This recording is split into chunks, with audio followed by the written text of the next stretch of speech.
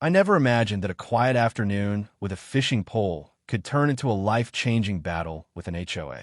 When I first moved to that lakeside neighborhood, I was drawn by the serene water, the way the mist curled across the surface at dawn, and the comforting promise that retirement would be peaceful here. I had worked most of my life in construction management. Long days, long nights, and hardly any weekends to myself. My one escape was always fishing.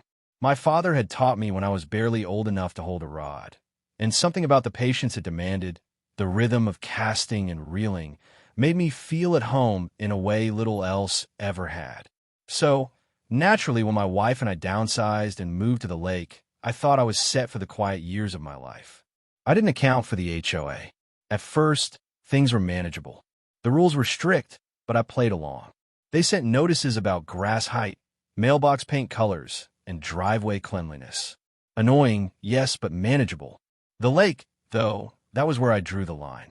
The HOA claimed it was community property, but to me, it was a gift of nature, meant to be shared, not fenced by paper and power. I would walk down early in the morning with a coffee thermos in hand, sit on the dock, and cast my line as the sun rose. Most neighbors waved, some even joined me. But then came Karen, the self-proclaimed queen of the HOA. She didn't like the idea of someone breaking rules, even if they weren't written anywhere clear. She marched down one morning, clipboard in hand, and told me that fishing on the dock without a permit was against the HOA's regulations. I laughed at first, thinking it was a misunderstanding. "It's just fishing," I told her. "I'm not draining the lake." She didn't laugh. A week later, a letter showed up, $600 fine for unauthorized fishing. I thought it had to be a joke, but the fine was real, and when I refused to pay, things escalated. One afternoon, while I was out on the dock again, the line tugging gently in the water, I heard sirens. 2 police officers approached me and said the HOA had called them, reporting trespassing and illegal fishing. Imagine my humiliation. Me, a man in his 60s who had paid good money to live there, being treated like a criminal for holding a fishing pole. The officers were polite but embarrassed for me.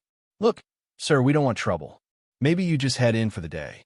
My wife was watching from the porch, worry creasing her face. I packed up my gear quietly, but inside something shifted. I could have let it go. Many would have. But I was raised with a certain stubbornness, a belief that if you don't stand up for yourself, people will walk right over you. My father used to say, "Respect is earned, not demanded." That HOA had demanded respect without earning it. I decided they were about to learn a lesson. Over the next few weeks, I started digging. I read through county records, old property deeds, zoning maps. Most people never bother with that paperwork, but I had time, and I was angry. That's when I discovered something incredible. The lake wasn't technically owned by the HOA. It was owned by a private entity that had let the HOA manage access. That entity was an older man who lived several towns away. I called him up. He sounded tired, ready to let go of the responsibility. We talked for hours, and I could feel the pieces falling into place. 2 months later, after signing the papers, I was the owner of the lake. Every inch of it.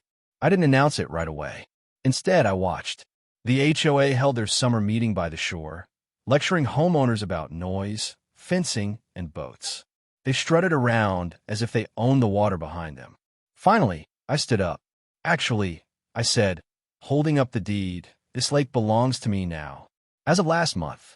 You could have heard a pin drop. Karen's face turned redder than a stop sign. She sputtered, "That's impossible." But I laid out the documents, county stamped and lawyer approved. It was as real as the air they were breathing. The next few weeks were chaos. The HOA tried to argue, tried to bully, even threaten lawsuits.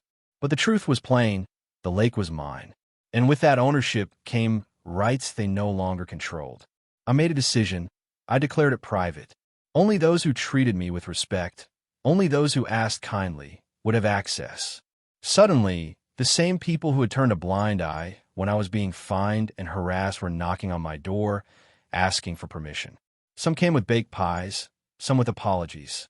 I wasn't cruel, but I wasn't a pushover either. I granted access to those who had shown kindness before, and I closed it to those who hadn't. The lake became a mirror of life itself. Some neighbors learned humility, realizing that arrogance doesn't build community. Others doubled down, glaring as they drove past. Karen tried to rally a rebellion, but it fell flat. Her followers deserted her when they realized she no longer had any power over the lake. I started hosting community fishing days for kids and veterans, watching as laughter returned to the water. It wasn't about revenge anymore.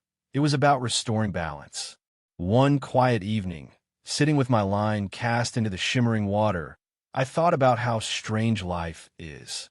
If the HOA hadn't pushed me, I never would have discovered that opportunity. If they hadn't humiliated me with a $600 fine and a call to the police, I never would have owned the very thing they worship control over. Sometimes, life's injustices are doorways to something greater, but only if you refuse to bow to them. In the end, I didn't just buy a lake. I reclaimed my dignity. I showed my neighbors, and maybe even myself, that no one has the right to bully you out of the simple joys of life. Fishing wasn't just a hobby. It was a reminder of my father, of patience, of balance. The HOA tried to put a price tag on it, but I made it priceless. Today, the lake is quiet again. Some mornings I see kids skipping stones where I once sat, and I let them stay as long as they want. Some evenings, veterans join me, sharing stories while the sun dips low. And every now and then, I see Karen watching from the road, her clipboard long gone. She never apologized, not really. But she doesn't need to, because I know, deep down, she learned the lesson. You can control a lot of things in this world. Rules, papers, even people's fears, but you can't control nature, and you sure as hell can't control a man who knows the value of standing his ground. Life has a way of testing us, especially later in life when we think we've already seen it all. I thought retirement would be about comfort, but it turned out to be about courage. And if there's one thing I hope anyone who hears my story takes away, it's this: don't let anyone steal your peace. Whether it's a lake, a home, or just a morning cup of coffee, stand firm. Because peace isn't something given. It's something you defend.